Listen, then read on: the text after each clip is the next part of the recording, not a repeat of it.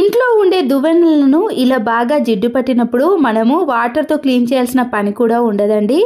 నేను ఇక్కడ మైదా పిండిని కానీ కార్న్ఫ్లోర్ పిండిని లేదా బియ్యం పిండి ఏ పిండినైనా వేసుకోవచ్చండి. ఇలా దువ్వెనల పైన మనము కొద్దిగా ఇక్కడ నేను కార్న్ఫ్లోర్ పిండిని వేసానండి.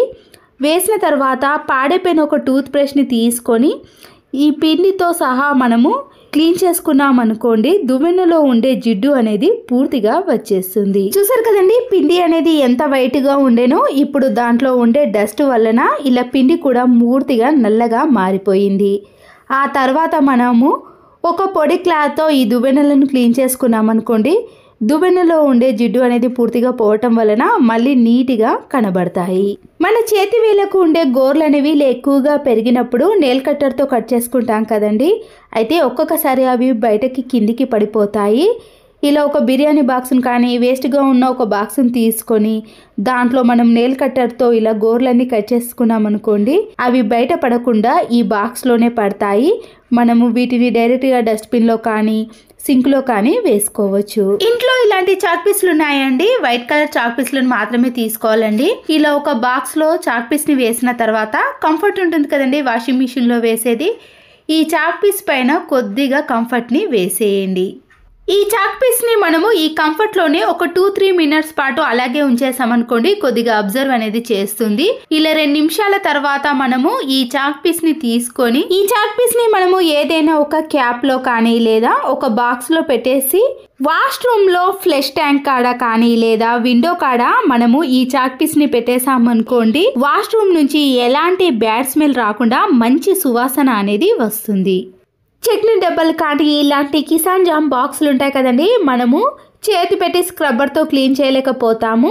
దీంట్లో కొద్దిగా సర్ఫును, వాటర్ని అలాగే కొద్దిగా వంట సోడాను వేసి క్యాప్ను పెట్టేసి 2-3 సార్లు బాగా షేక్ చేసామనుకోండి, దాంట్లో ఉండే చట్నీ కానీ కిసాన్ జామ్ అనేది పూర్తిగా బయటికి వచ్చేస్తుంది. ఇందులో వంట సోడా వేయటం వలన కానీ చట్నీ వాసన కానీ ఎలాంటి స్మెల్ అనేది రాకుండా ఉంటుంది. మరొకసారి మనము ఫ్రెష్ వాటర్తో క్లీన్ చేసుకున్నాం అనుకోండి, ఇలాంటి గాజు సీసాలు అనేవి నీట్గా అవటమే కాకుండా ఎలాంటి స్మెల్ లేకుండా చాలా ఫ్రెష్ గా ఉంటాయి. ఈ ఆయిల్ ప్యాకెట్ కవర్ ఉంటుంది కదండి, ఆయిల్ అంతా అయిపోయిన తర్వాత ఈ కవర్ ని ఇలా కట్ చేసి తడిపిన గోధుమ పిండి ముద్దను ఒక 5-10 నిమిషాలు ఆ కవర్ లో పెట్టేసాం అనుకోండి, మనము చపాతీలు కానీ పూరీలు చేసుకున్నా చాలా సాఫ్ట్గా మెత్తగా పొంగుతూ వస్తాయి. ఇంట్లో ఇలాంటి సేమ్ కీస్ ఉన్నాయి అనుకోండి, ఏ కీ పెట్టి తీయాలో కన్ఫ్యూజ్ అవుతూ ఉంటాం కదా, అలాంటప్పుడు మన ఇంట్లో ఇలాంటి కలర్స్ కానీ నెయిల్ పాలిష్ ఉన్నా సరేనండి, ఇలా డిఫరెంట్ కలర్స్ని మనము ఒక్కొక్క కీకి వేసామనుకోండి, కన్ఫ్యూజ్ కాకుండా మనము టక్కున ఆ కీని గుర్తు పెట్టుకొని ఈజీగా తీయగలుగుతాం. మనము కొత్త ప్లేట్స్ కానీ కొత్త బౌల్స్ తెచ్చుకున్నప్పుడు ఇలాంటి స్టిక్కర్స్ వస్తుంది కదండి, మనము ఇలా చేతో ఎంత తీసినా కూడా సరిగా రాదు కదా, అలాంటప్పుడు మన ఇంట్లో హ్యాండ్ వాష్ లిక్విడ్ని కొద్దిగా వేసి దూదితో కానీ లేదా చేత్తో కానీ బాగా ఇలా రుద్దేసేయండి. ఇలా 30 సెకండ్స్ పాటు రుద్దేసిన తర్వాత మనము ఈ స్టిక్కర్ని ఈజీగా తీయగలుగుతాం. స్టిక్కర్ మచ్చ కూడా అస్సలకే ఉండదండి. తర్వాత మనము ఇలా పొడి క్లాత్తో క్లీన్ చేసుకున్నాం అనుకోండి, నీట్గా ఉంటుంది. నిమ్మకాయ రసాన్ని తీసేసిన తర్వాత ఈ తొక్కలను పడేస్తాం కానీ వీటిని ఇలా చిన్న చిన్న పీసెస్గా కట్ చేసుకోవాలి. ఇలా కట్ చేసుకున్న నిమ్మ తొక్కలో కొన్ని వాటర్ని వేసుకున్నాక 1 టీ స్పూన్ వరకు వంట సోడా ఉంటుంది కదండి, ఆ వంట సోడాను కూడా ఈ నిమ్మకాయ దాంట్లో కలిపేసేయండి. స్పూన్తో బాగా మిక్స్ చేసుకున్నాక టీ వడపోసే జాలి ఉంటుంది కదండి, దాంతో ఈ వాటర్ అంతా కూడా సపరేట్ చేసుకోండి. ఈ నిమ్మ తొక్కల్లో కొంచెం రసం అనేది ఉంటుంది కదండి, ఇలా స్పూన్తో ప్రెస్ చేసామనుకోండి పూర్తిగా వచ్చేస్తుంది. ఇప్పుడు ఈ వాటర్ని మనము వాష్రూమ్లో వేసి క్లీన్ చేసుకున్నాం అనుకోండి, బ్యాడ్ స్మెల్ కానీ వాష్రూమ్ అనేది చాలా నీట్గా ఉంటుంది. ఎలాంటి కెమికల్స్ని వాడకుండా ఇలా ఇంట్లో ఉండే వాటితోటే ఈజీగా క్లీన్ చేసుకోవచ్చు. చూసారు కదండి, నేను హార్పిక్ లాంటి వాటిని అస్సలకే యూజ్ చేయనండి, కానీ వాష్రూమ్ అనేది ఎప్పుడు చూసినా కూడా చాలా నీట్గా కొత్త దానిలా కనిపిస్తుంది. సరుకులు తెచ్చుకున్నప్పుడు టీ పొడిని కానీ లేదా డ్రై ఫ్రూట్స్ ఇంట్లోకి వాడే సామాన్లు ఉంటాయి కదండి, వాటన్నిటిని మనము ఇలా ఒక డబ్బాలో వేసుకొని స్టోర్ చేసుకుంటాం. కానీ ఎక్స్పైరీ డేటు ఎప్పటి వరకు ఉందో అస్సలకే తెలియదు. అలాంటప్పుడు మనము ఎక్కడైతే ఎక్స్పైరీ డేట్ ఉందో ఆ భాగాన్ని మాత్రమే కట్ చేసుకొని ఆ డబ్బాకి అతికించుకోవటం కానీ లేదా ఆ డబ్బాలో వేసుకోవటం వలన మనం వీటిని ఎన్ని రోజుల తర్వాత వాడినా కూడా ఆ ఎక్స్పైర్ డేట్ అనేది మనకి ఈజీగా కనబడుతుంది. అప్పటి వరకు దీనిని యూజ్ చేసుకోవచ్చు.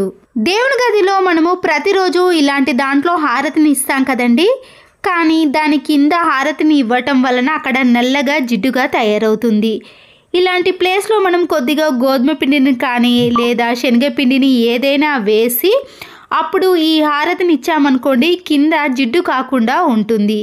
అంతేకాకుండా దీనివల్ల హారతి అనేది ఎక్కువసేపు వెలుగుతూనే ఉంటుందండి, మధ్యలో కొండెక్కుతుంది అనే భయం కూడా ఉండదు. ఇలా మనం క్లీనింగ్ చేసుకునేటప్పుడు చాలా ఈజీగా క్లీన్ చేసుకోవచ్చు. నిమ్మకాయలు ఇలా ఎక్కువగా ఉన్నప్పుడు మనము కవర్లో పెట్టి స్టోర్ చేసుకున్నాం అనుకోండి, అవి త్వరగా పండు పారిపోతాయి.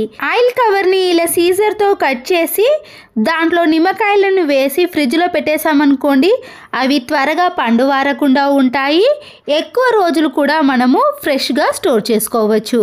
ప్రతిరోజు ఇల్లు ఊడ్చిన తర్వాత ఇలా చెత్త చాటలోకి చెత్తనంతా వేసాం కదండి, ముందుగా ఈ చెత్త చాటను ఇలా క్లీన్గా చేసుకున్న తర్వాత మన ఇంట్లో ప్లాస్టిక్ కవర్లు ఎన్నో ఉంటాయండి, దాంట్లో నుంచి ఇలా ఒకటి తీసి ఈ చెత్త చాటకు ప్లాస్టిక్ కవర్ని వేసి ముడివేసామనుకోండి, కవర్ నుంచి ఈ చెత్త చాట అనేది వేరు కాకుండా ఉంటుంది.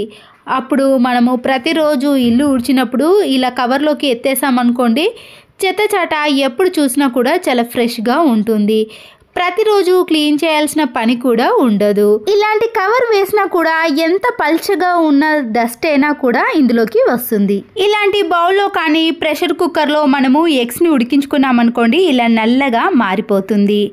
ఇలా నల్లగా మారిన బౌల్లోకి కొద్దిగా సాల్టును నిమ్మకాయ రసాన్ని వేసి ఇలా బాగా రుద్దేసేయండి.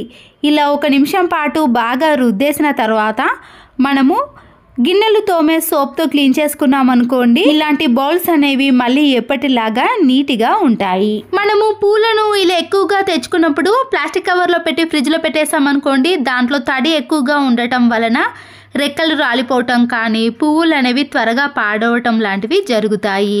ఇంట్లో ఇలాంటి న్యూస్ పేపర్ ఉందనుకోండి, దాన్ని ఇలా చిన్న చిన్న పీసెస్గా కట్ చేసుకొని ఈ పూలల్లో వేసేయాలి.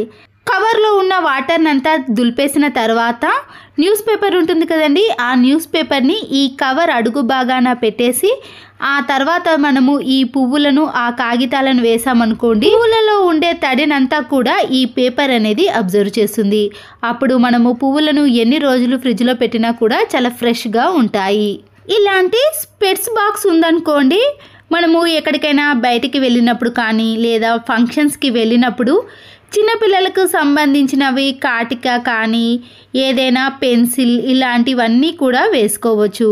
లేదా మనమే ఎక్కడికైనా బయటకి వెళ్ళినప్పుడు ఇలా చిన్న చిన్న వాటిని అన్నిటినీ కూడా స్పెట్స్ బాక్స్లో పెట్టుకున్నాం అనుకోండి, అన్నీ ఒకే దగ్గర ఉంటాయి కాబట్టి హ్యాండ్ బ్యాగ్లో వెతకాల్సిన పని ఉండదు.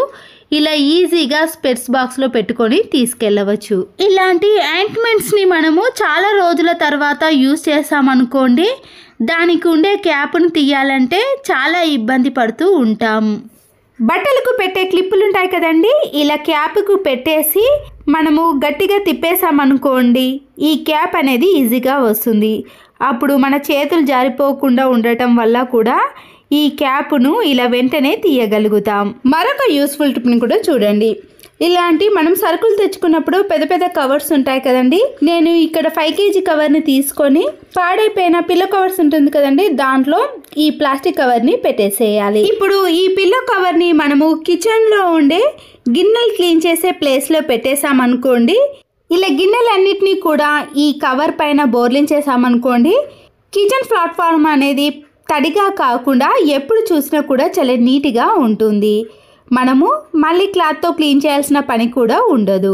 ఇలాంటి పట్టు శారీస్ కానీ మనము వర్క్ శారీస్ ఉంటాయి కదండి, ఇలా నిలువుగా మడత పెట్టిన తర్వాత కింద కూడా 2 సార్లు ఇలా మడత పెట్టుకోవాలి.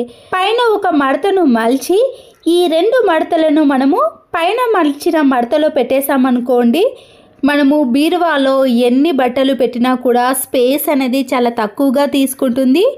ఒకసారి తీసినప్పుడు మరొకసారి కింద పడ్డప్పుడు ఆ మడత అనేది చెరిగిపోకుండా మనము ఇలా డబుల్గా మడత పెట్టకుండా మన పనిని చాలా సులువుగా చేసుకోవచ్చు. అంతే కదండి, ఇలా మడత పెట్టిన ఈ శారీలోనే మనము బ్లౌజ్ను పెట్టికోట్ని కూడా పెట్టుకోవచ్చు. అన్నీ ఒకే దగ్గర ఉంటాయి కాబట్టి మనము ఈజీగా ఈ శారీని తీసుకొని టైంకి వేసుకోగలుగుతాం. మన ఇంట్లో ఉండే బీరువాలో కానీ కబోర్డ్లో కానీ ఇలా శారీస్ని మడత పెట్టుకున్నామనుకోండి, వందల శారీస్ని అయినా కూడా ఈజీగా ఈ బీరువాలో సర్దుకోవచ్చు.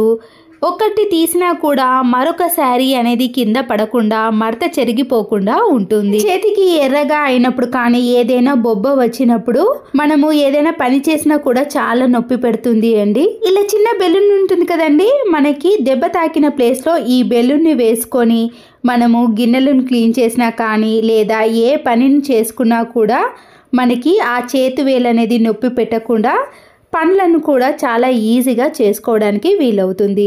₹1 ఖర్చు పెట్టకుండా బ్యాండేజ్ కూడా కొనాల్సిన పని లేదు.